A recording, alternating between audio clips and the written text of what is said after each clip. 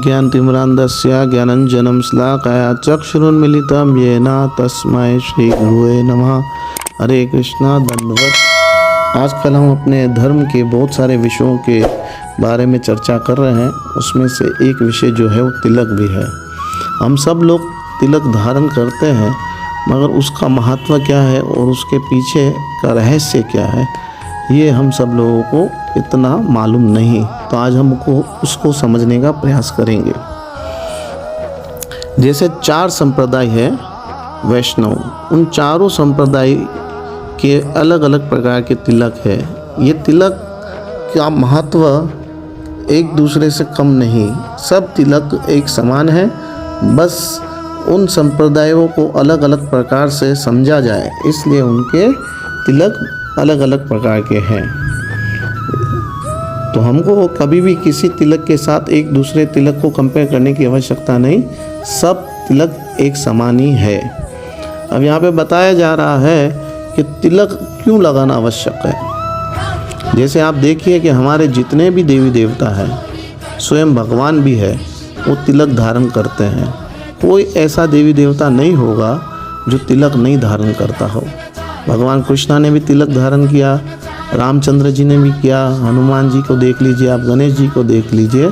जितने भी भगवान के भक्त हैं और जितने भी देवी देवता हैं, ये सब तिलक धारण करते हैं। तो हमको इस बात से ये समझना है कि तिलक धारण करना अवश्य हम सबको चाहिए। आगे जैसे पद्म पुराण में भोले बाबा पार्वती मैया से कहते हैं कि जो भगवान का तिलक लगाता है, उद्रकुंड जो तिलक यानी जो ऊपर की तरफ हम खींचते हैं तिलक को, और बीच में उसको खाली रखते हैं और नीचे तुलसी दल लगाते हैं, ये जो 2 लकीर हैं ये भगवान के चरण हैं, और उसके नीचे हम तुलसी महारानी को अर्पित करते हैं भगवान के चरणों में। ऐसा ही भोले बाबा पार्वती मैया को कहते हैं कि ये जो 2 लकीरें हैं, सीधे भाग में जो है, सीधे भाग की जो लकीर है उसमें ब्रह्मा जी है, और उल्टे हाथ वाली जो लकीर है उसमें शिव जी विराजमान करते हैं, और बीच में भगवान विष्णु विराजमान करते होते हैं। इसी प्रकार से इस तिलक को लगाने से गर्ग संहिता में ऐसा बताया है, 6 स्कंद के 15वें अध्याय में, अगर कोई वैष्णव इस तिलक को धारण करके किसी के घर पे भोजन करता है, उसकी 20 पीढ़ियाँ तर जाती है और घोर नरक से उसको भगवान निकाल देते हैं। गरुड़ पुराण में ऐसे बताते हैं भगवान गरुड़ जी को, जिसके सर पे तिलक होता है उसे भूत पिशाच और सांप आदि कुछ भी नहीं कर सकते हैं। इसी प्रकार से पद्म पुराण में ऐसा बताया गया है कि जिस व्यक्ति के सर पे तिलक होता है वो पूरे ब्रह्मांड को पवित्र करने के योग्य बन जाता है।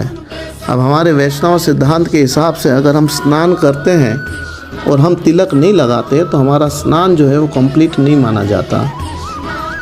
और एक बार चैतन्य महाप्रभु अपने शिष्यों के साथ एक स्थान पर बैठे थे, वहाँ पे मुकुंद जो है वो बगैर तिलक के वहाँ विराजमान हो जाता है। तो चैतन्य महाप्रभु उसको देख के कहते हैं कि मुकुंद, तुम्हारी जो संध्या है वो बंदना हो गई, यानी जो तुम्हारी संध्या है वो नष्ट हो गई, क्योंकि तुमने बगैर तिलक के जो है संध्या वंदन किया। इसलिए हमको मंदिर में जब भी जाना है तिलक करके जाना है, और जब हम सवेरे उठते हैं स्नान करते हैं तो हमें अवश्य ही तिलक धारण करना चाहिए।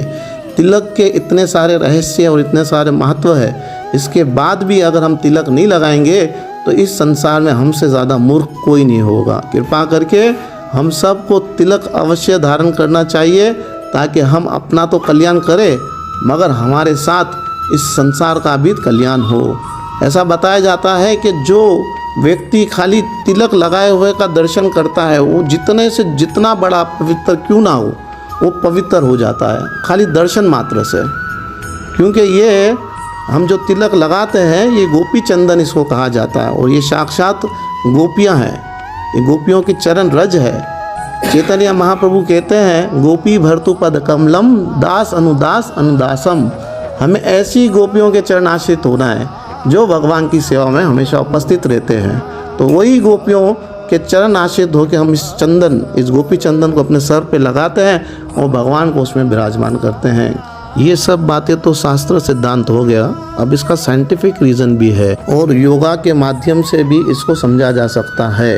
हमारे शरीर में टोटल 7 चक्र है, उसमें जो आद्या चक्र है वो हमारे 2 भवों के बीच में है, जहाँ पर हम तिलक धारण करते हैं। जब हम तिलक धारण करने के लिए गोपी चंदन को हाथ में लेते हैं और उसको हम ऊपर की तरफ खींचते हैं तो हमारा वो चक्र जो है वो एक्टिव हो जाता है और उस चक्र के माध्यम से हमारे शरीर की जितनी भी रगें हैं वो सब एक्टिव हो जाती है, क्योंकि ये सब रगें जो हैं वहाँ पे आके ही कनेक्शन उसका जुड़ता है।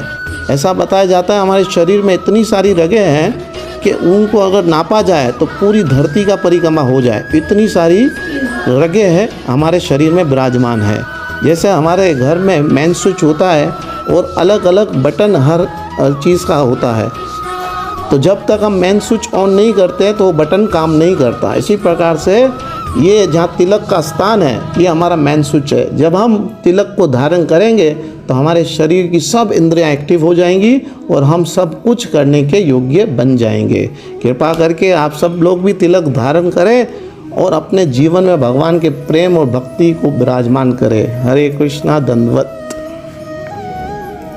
हरे कृष्णा। यदि आपको हमारी वीडियो अच्छी लगी हो तो प्लीज़ उसे लाइक करें, सब्सक्राइब करें और शेयर ज़रूर करें। हरे कृष्णा। Thank you.